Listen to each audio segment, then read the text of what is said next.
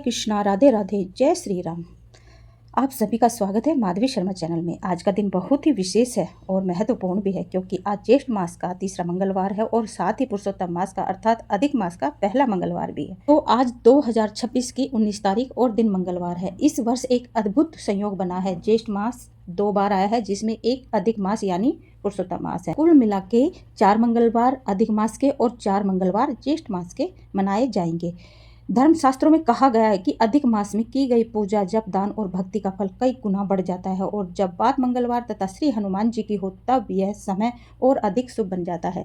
तो आज की मैं थोड़ी सी दिनचर्या सुबह मॉर्निंग की कि मैं सुबह उठी, जल्दी से स्नान करके काम वाम करके थोड़ा सा, आज मेरा ज़्यादा काम था क्योंकि 3 दिन से मैं काफ़ी बिजी थी और काम भी काफ़ी था, बाहर थी, तो इसलिए घर में काफ़ी काम था, कपड़े वपड़े, झाड़ू पोछा, डस्टिंग वगैरह डीपली करनी थी। तो थोड़ी थोड़ी करके पहले मैंने पूजा के लिए ही तैयारी की थी। ज्येष्ठ माह के मंगलवार को बड़ा मंगल यानी बुढ़वा मंगलवार भी कहा जाता है। इस साल ज्येष्ठ माह का पहला बड़ा मंगलवार 13 मई से शुरू हुआ था। बड़ा मंगलवार से हनुमान जी की कई कहानियां जुड़ी हुई है। महाभारत की एक कहानी के अनुसार हनुमान जी ने ज्येष्ठ माह के मंगलवार को ही भीम का अहंकार तोड़ा था, जो कि हम पिछले मंगलवार की पूजा में और वो कथा का श्रवण कर चुके हैं। बड़े मंगलवार से हनुमान जी की एक और कहानी जुड़ी हुई है। रामायण की इस कहानी के अनुसार जब हनुमान जी प्रभु श्री राम जी का संदेश पहुंचाने के लिए दूत बनकर लंका में गए थे तो रावण ने अहंकार में आकर हनुमान जी की पूंछ में आग लगा दी थी। इसके बाद हनुमान जी ने रावण का अहंकार तोड़ते हुए पूरी सोने की लंका में आग लगा दी। ये घटना जेठ माह के मंगलवार के दिन हुई थी, इसलिए इसे बड़ा मंगलवार कहा जाता है।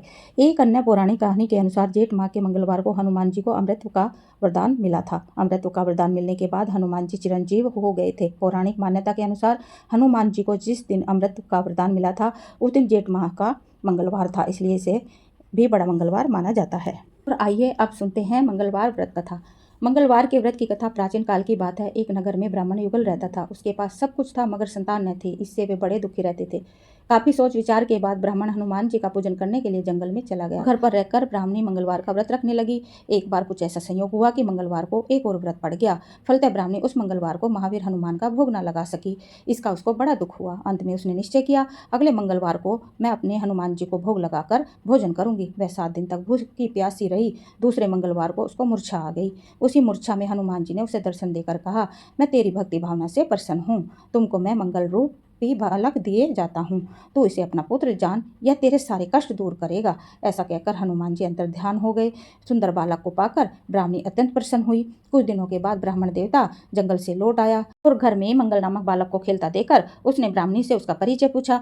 ब्राह्मणी ने बताया कि हनुमान जी का प्रसाद है। तो ब्राह्मण को इसका यकीन नहीं आया। उसने समझा कि ब्राह्मणी अपना पाप छुपाने के लिए यह मनगढ़ंत कथा सुना रही है। वह उसी दिन से पत्नी के चाल चलन पर शक करने के कारण बड़ा दुखी रहने लगा। एक दिन ब्राह्मण जल भरने के लिए कुएं पर जा रहा था। ब्राह्मणी ने उससे कहा कि साथ में मंगल को भी लेते जाओ। ब्राह्मण उसे साथ ले गया और मौका देखकर उसे कुएं में डाल दिया। मंगल को कुएं में डालकर जल लेकर जब वह घर लौटा तो ब्राह्मणी ने मंगल के विषय में पूछा। इससे पहले कि ब्राह्मण कोई उत्तर दे, मंगल मुस्कुराते हुए घर में प्रवेश किया। इस प्रकार मंगल को सही सलामत अपने ही पीछे आता देखकर ब्राह्मण को अपनी पत्नी की बात में कुछ सच्चाई दिखने लगी। उसी रात ब्राह्मण को हनुमान जी ने दर्शन दिए और कहा, तुम ब्राह्मणी पर व्यर्थ संदेह करते हो। वह सती साध्वी महिला है। मंगल तेरा वरदान है, उसे अपना पुत्र मानो। इस सच्चाई को जानकर ब्राह्मण को बड़ी खुशी हुई।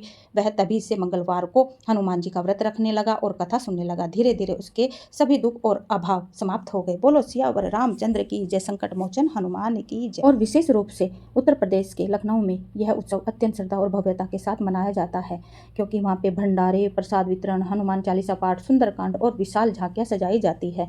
कहा जाता है कि नवाब काल से ही इस उत्सव की परंपरा चली आ रही है। ये केवल एक पर्व नहीं है बल्कि श्रद्धा, सेवा और भक्ति का महा उत्सव माना जाता है। संकट मोचन हनुमान जी के दिव्य 12 नामों का उच्चारण। ओम मारुति नंदनाय नमः, ओम कपीसराय नमः, ओम भक्त रक्षाय नमः, ओम सीता शोक विनाशकाय नमः, ओम काल नेमी मतनाय नमः, ओम राम सेवकाय नमः, ओम महातेज से नमः, ओम दीन बंधुवे नमः, ओम प्राकर्मणे नमः, ओम भय हरणाय नमः, ओम सर्व दुख नाशकाय नमः, ओम योग हनुमते नमः। यदि किसी की विशेष मनोकामना है, अपनी विशेष मनोकामना प्राप्ति के लिए संकट मोचन हनुमान जी का यह मंत्र 11 बार जरूर से जरूर करें। ओम श्री ब्रजदेहाय राम भक्ताय वायुपुत्राय नमोस्तुते। और इसके अलावा आप सुंदरकांड, हनुमान चालीसा, बजरंग बाण जरूर से जरूर मंगलवार के दिन करें। और पूजा के समाप्त के बाद दक्षिणा जरूर रखें। बिना दक्षिणा के पूजा अधूरी है। और भगवान जी हनुमान जी के भोग में तुलसी का विशेष महत्व होता है। तुलसी दल भोग में जरूर अर्पित करें। तो आज के इस पावन बड़े मंगलवार और पुरुषोत्तम मास की विशेष महिमा से जुड़ी जानकारी आपको कैसी लगी, कमेंट में जय श्री राम और जय बजरंगबली अवश्य लिखें। अगर आप भी चाहते हैं कि हनुमान जी की कृपा आपके घर परिवार पर बनी रहे तो इस वीडियो को अपने प्रियजनों, मित्रों और सभी भक्तजनों तक जरूर शेयर करें। वीडियो पसंद आए तो लाइक करें और माधवी शर्मा चैनल को सब्सक्राइब करके बेल आइकन अवश्य दबाएं ताकि आपको ऐसी ही धार्मिक, आध्यात्मिक और पूजा विधि से जुड़ी वीडियो सबसे पहले मिलती रहे। अब मैं आप सभी से अनुमति चाहती हूँ। फिर मिलेंगे एक नई कथा, नई भक्ति और नई पूजा विधि के साथ। संकट कटे मिटे सब पीरा, जो सुमरे हनुमत बलवीरा। मतलब जो व्यक्ति सच्चे मन से वीर और बलशाली हनुमान जी का स्मरण करता है उसके जीवन में संकट, दुख और पीड़ाएं धीरे धीरे दूर होने लगती है। राम नाम जिनके रोम रोम में बस जाता है, हनुमान जी का आशीर्वाद स्वयं ही मिल जाता है। जो सच्चे मन से बजरंग बली को पुकारता है उसके हर संकट पल भर में दूर हो जाता है। जय श्री राम, जय श्री राम। जय हो बालाजी महाराज, जय हो बजरंग बली, जय हो संकट मोचन। जय श्री राम।